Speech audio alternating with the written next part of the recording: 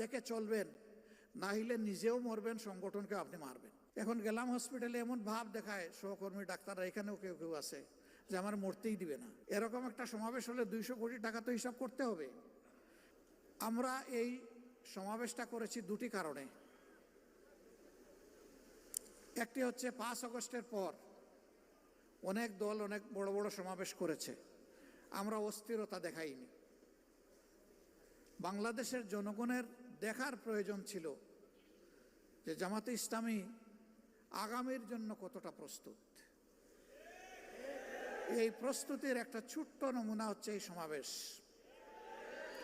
এই সমাবেশ করতে গিয়ে আমরা একেবারে জান কুরবান করে ফেলিনি। সুপার ফ্রেশ ফর্টিফাইড সয়াবিন তেল, শুরু হোক হেলদি লাইফের জার্নি। আমরা 2 মহানগরী আর উত্তর দক্ষিণ 2 ঢাকা অঞ্চল, এইটাকে একটু গুরুত্ব দিয়েছি। বাকি বলেছি আনফাল, আপনাদের কাজ নফল, যতটুকু আসতে পারেন। সবাই বলেছে একটা কৌটা দিলে ভালো হয়, দিলাম। আলহামদুলিল্লাহ, মফস্বলের বেশিরভাগ এলাকা থেকে আমরা যা কৌটা দিয়েছি তার চেয়ে বেশি এসেছে। এরকম একটা সমাবেশ হলে 200 কোটি টাকা তো হিসাব করতে হবে। তার কারণ হলো খাওয়া দাওয়ার ব্যবস্থা করা, তার কারণ হলো আবার হাতে কিছু তুলে দেওয়া। কিন্তু না, এখানে যদি আমরা ওই সমাবেশে বসতাম, বলতাম যে বিভিন্ন জায়গায় বাক্স রাখা আছে, যে যা পারেন দিয়ে যান, আমার ধারণা বাক্সগুলা সংকুলান হতো না। কেন? প্রত্যেকটা মানুষ বিশ্বাস করে আমার হালাল রুজি থেকে যা দিব আল্লাহর দরবারে তা হবে আমার পক্ষ থেকে বিনিয়োগ।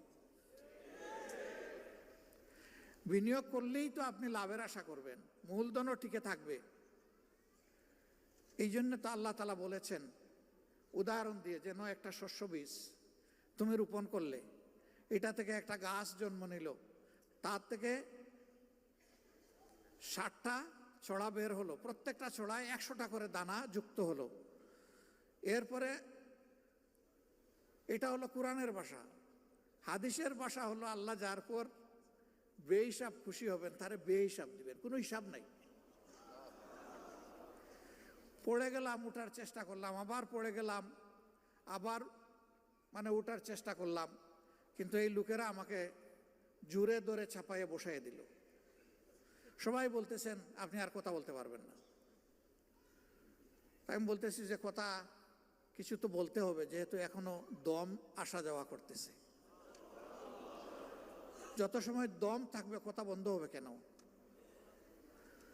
সম্মানিত ভাইয়েরা এবং আমার বোনেরা, আমি শুনেছি অনেকে কান্নাকাটি করেছে। কেন কানলেন?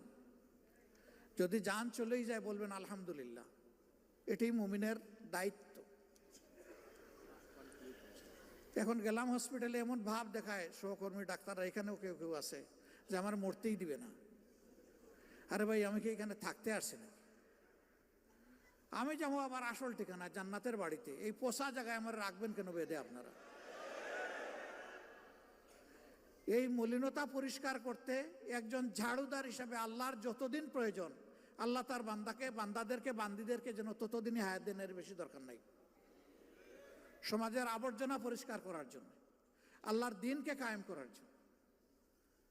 এরপরের কথা হলো, দুনিয়া কোনো মানুষ কি প্রিয় সংগঠন বা দ্বীনের জন্য বাধ্যতামূলক? অবশ্যই না, কিন্তু আমাদের জন্য বাধ্যতামূলক আল্লাহর দ্বীন এবং সংগঠন। একজন মরবে, আরেকজন আসবে।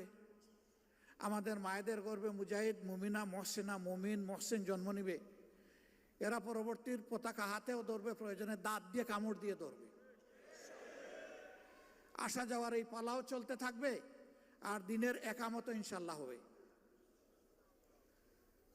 আগামীর বাংলাদেশ আমরা চাই না আর মজলুম বাংলাদেশ হোক। এই জুলুম থেকে তারাই বাংলাদেশকে বাঁচাতে পারবে যারা শুধু আল্লাহর জন্য জীবন বাজি রেখে লড়াই করতে পারবে। দুনিয়ার কোনো ধান্দা থাকবে না যে এর মাধ্যমে আমার সামাজিক স্বীকৃতি আসবে, ব্যবসা বাণিজ্য যেখানে হাত দিব আমি দেখব যে সেখানে শুধু আলী বাবার প্রদীপ জ্বলে উঠছে। এই ধরনের নোংরা কলুষিত চিন্তা যেন আমাদের কারো মাথায় না ঢোকে। সংগঠনের নাম বিক্রি করে অথবা আমার বাবা আমির ছিলেন, দাদা অমুক ছিলেন, শ্বশুর অমুক ছিলেন, ভাই অমুক ছিলেন, এই নামগুলা বিক্রি করেও কেউ দুনিয়া বানাবার চেষ্টা করবেন না।